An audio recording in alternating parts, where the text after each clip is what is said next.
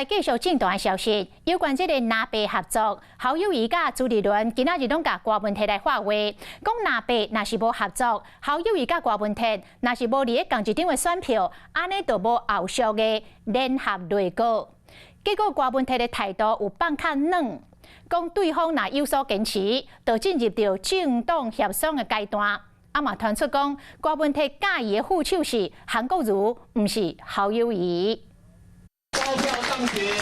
朱立伦临时出席，和侯朱搁一摆合体，不过要拿白行成，但是向下礼拜就当祈求。选举一定要合作，如果选举不合作，就没有所谓的联合内阁。你这个不合作，你没有这样子的一个联盟，那选后怎么会有选举的联合内阁呢？有点好像本末倒置了吧？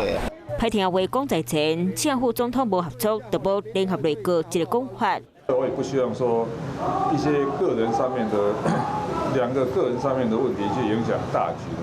侯友宜他有坚持，那我觉得就政党协商看看怎么处理。退一步态度放软软，不过传出郭文摕心内想要合作的人选，其实就是韩国瑜。其实当时的着眼点就是说，能不能 有最大弹性去组成一个最强的组合。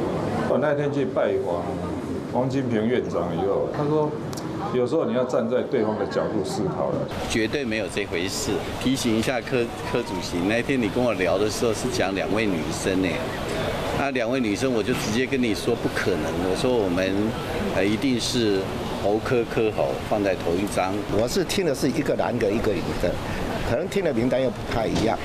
台语有一句话啦，吼，一个查某囝吼，莫想要嫁几个亲家啦。一个会弦，一个唱曲，特别跟你讲，底线伫咧倒位。我们今天早上最新做出来的民调，只要合了，我们至少赢10%以上。进入上尾协商阶段，那赢抢先出招，那是侯友宜、郭文摕组合，就报名赢这场战。 Hello， 我是庄慧琪。想要抢先掌握最及时的新闻资讯吗？赶快订阅、按赞、开启小铃铛，锁定华视新闻 YouTube 频道。